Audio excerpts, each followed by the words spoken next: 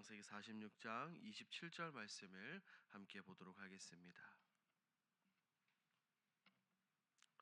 창세기 46장 27절 말씀을 우리 한 목소리로 함께 읽습니다. 애굽에서 요셉이 낳은 아들은 2명이니 야곱의 집 사람으로 애굽에 이른 자가 모두 70명이었더라. 아멘.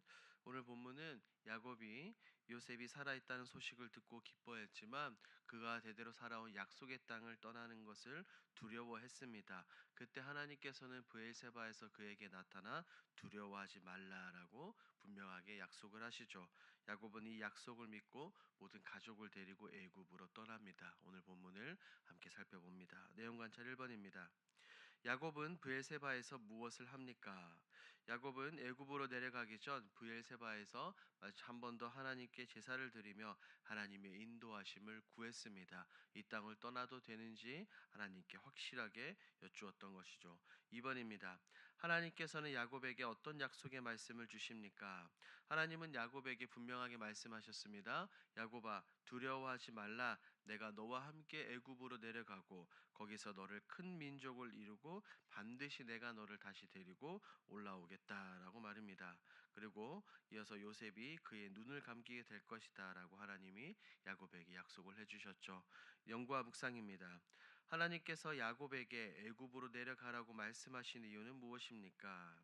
하나님께서 야곱에게 두려워 떠는 야곱에게 애굽으로 내려가라고 말씀하신 이유는 단순히 흉년을 피하도록 하기 위함이 아니라 하나님의 놀라운 구속사적 계획을 이루기 위함이었습니다.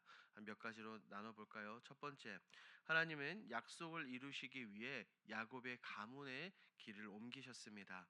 하나님은 이미 창세기 12장, 15장, 17장에서 아브라함에게 분명하게 약속을 하셨죠. 내 자손이 이방에서 계기되어 400년 동안 섬길 것이다 라고 말씀하셨습니다.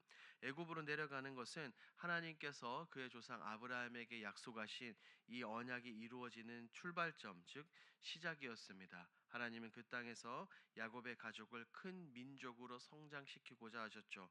그리고 때가 되면 다시 약속의 땅 가나안으로 돌아오게 하실 계획이었어요. 두 번째, 하나님은 야곱의 믿음을 연단하고 확장시키기를 원하셨습니다. 야곱에게 있어서 애굽은 두려움의 땅이었습니다. 왜냐하면 그의 조상 아브라함과 이삭이 애굽에서 실수를 경험했기 때문이죠. 하지만 하나님은 그 두려움을 믿음으로 이기게 하시며 내가 너와 함께 하겠다라고 약속하셨습니다. 그러므로 야곱의 신앙을 한 단계 성장시키기 위해서 하나님은 그를 애굽으로 인도하신 것이죠. 세 번째, 하나님은 고난 중에도 내가 너와 함께 하겠다. 하나님의 동행, 함께 하심을 보여주시기 위함이었습니다. 야곱의 인생은 어떻습니까? 날 때부터 늘 도망과 두려움의 연속이었습니다. 하지만 이번에는 달랐죠. 하나님은 두려워하지 말라. 내가 너와 함께 하겠다라고 약속하심으로 이제는 인간의 계산과 어떠함이 아니라 하나님의 임재와 하나님의 약속에 따라 사는 믿음의 삶으로 그를 초대하셨습니다. 결국 하나님은 야곱 개인의 생존을 넘어 이스라엘 민족을 세우고 하나님의 구원 역사를 진행하기 위해 야곱을 애굽으로 인도하신 겁니다. 하나님은 우리의 이동과 변화 속에서도 결코 실수하지 않으시며 늘 말씀 안에서 약속 안에서 언약 안에서 우리를 인도하시는 거죠. 느낀 점입니다. 하나님의 약속을 붙잡고 믿음의 길을 걸어가는 야곱을 보며 무엇을 느낍니까?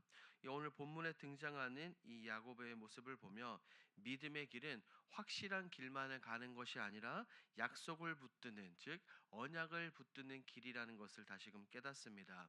우리는 이 땅을 살아가며 우리의 눈에 보이는 현실은 불안하고 때로는 앞길은 낯설 수도 있습니다. 하지만 하나님께서 야곱에게 하셨던 것처럼 내가 너와 함께 하겠다, 그 말씀 한마디를 의지해서 우리는 모든 걸음을 내디딜 수 있는 겁니다. 이런 모습들을 통해 우리 역시 믿음이라는 것은 두려움이 전혀 없는 상태가 아니라 두려움 속에서도 하나님의 약속을 붙들고 그것을 기억하며 순종하는 것이라는 것을 깨닫습니다. 하나님이 함께 하신다는 약속을 붙잡을 때 불안한 현실 속에서도 세상과 사람이 줄 수 없는 진정한 샬롬을 가질 수 있고 막막한 길 가운데서도 분명한 확신이 생긴다는 것입니다.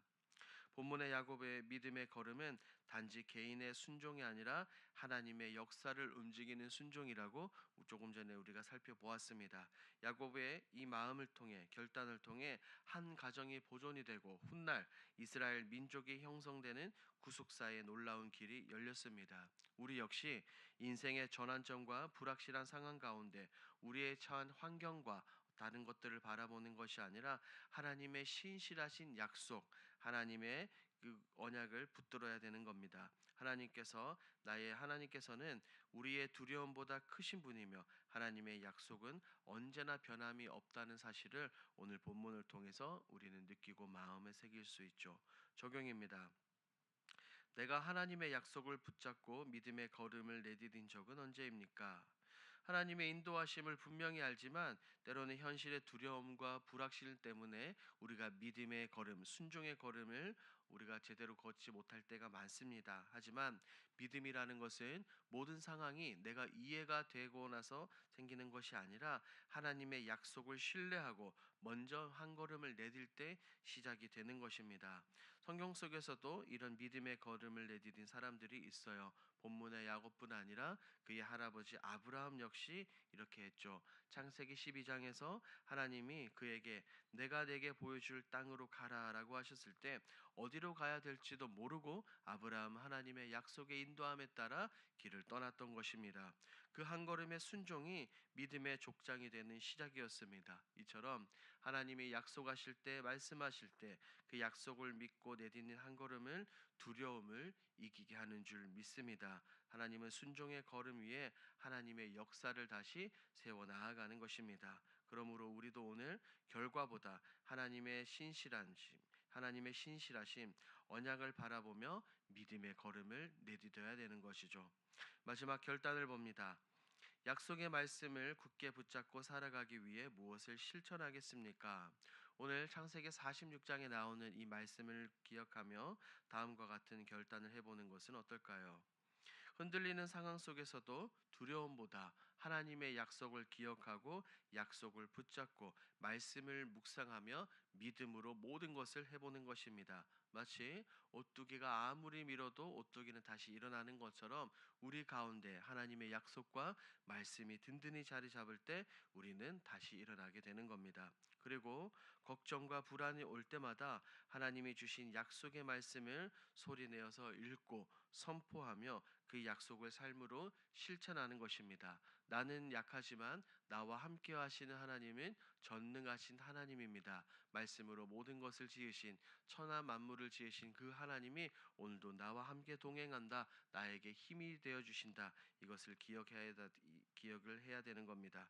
이것을 기억하시고 오늘의 삶 가운데 이 모든 것을 실천하시는 저와 여러분들이 되길 우리 주님의 이름으로 축복합니다. 아멘. 오늘 들은 말씀을 기억하며 함께 기도하겠습니다. 첫 번째, 흔들리지 않는 굳건한 믿음의 사람이 되게 하옵소서. 두 번째입니다. 내 지혜와 경험이 아니라 약속의 말씀을 의지하여 믿음으로 걸어가게 하옵소서. 우리 10월 공동기도 제목입니다. 시공회사를 붙들어 주셔서 성실하게 공사를 잘 감당하게 하옵소서. 마지막 공사 기간 동안 안전사고나 불미스러운 일이 발생하지 않도록 지켜 주시옵소서. 이와 같은 공동 기도 제목으로 기도하시고 여러분들이 가지고 오신 개인 기도 제목으로 자유롭게 기도하시다가 돌아가겠습니다. 우리 주여 힘차게 한번 부르짖고 기도합니다. 주여. 하나님 감사합니다.